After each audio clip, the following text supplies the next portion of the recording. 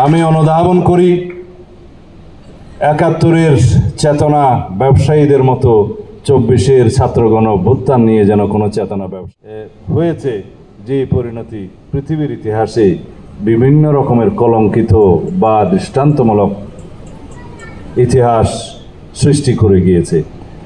রোমানিয়ার চসেস্কুর কথা আপনারা জানেন, হাইতির পাপাডকের কথা জানেন, এবং এইভাবে আরও অনেকের কথা বলতে পারি, বলা আমার উচিত হবে না। দক্ষিণ এশিয়ায়, দক্ষিণ পূর্ব এশিয়ায় এবং মধ্যপ্রাচ্যের অনেক শাসকের সেই পরিণতি আমরা দেখেছি। কারো সুড়ঙ্গের মধ্যে পালিয়ে গিয়েও রক্ষা হয়নি, কেউ মৃত্যুর পরেও পাপাডকের মাথার খুলে নিয়ে ফুটবল খেলা হয়েছে হাইতিতে, সেই ইতিহাস আপনারা জানেন। এতৎসত্ত্বেও স্বৈরাচারের উত্থান হয় যুগে যুগে, কিন্তু আমাদের দেশে আমরা দেখেছিলাম সেই ৪৭-এর পর থেকে ২৩ বছরের শাসন শোষণের মধ্য দিয়ে যে রক্তক্ষয়ী স্বাধীনতা যুদ্ধের মধ্য দিয়ে আমরা ৭১ পেয়েছিলাম, আমরা সেই আবার রক্ত দিয়ে সেই স্বাধীনতাকে সুরক্ষা করতে হবে। সেই অরক্ষিত স্বাধীনতাকে আমাদের রক্ষা করতে গিয়ে বহু জীবন দান করতে হবে, সেটা আমরা কখনো কল্পনা করিনি।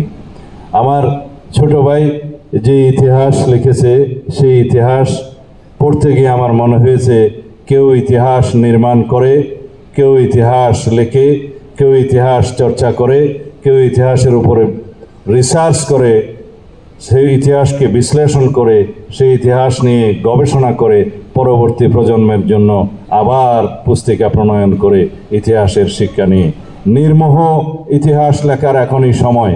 এই ২৪-এর গণ অভ্যুত্থান, ছাত্র গণ অভ্যুত্থান নিয়ে ইতিহাস লেখার এখনই সময়।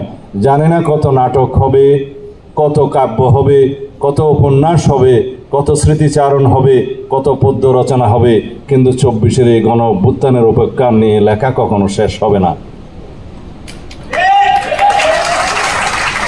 আমি অনুধাবন করি ৭১-এর চেতনা ব্যবসায়ীদের মতো ২৪-এর ছাত্রগণ অভ্যুত্থান নিয়ে যেন কোনো চেতনা ব্যবসা না হয়।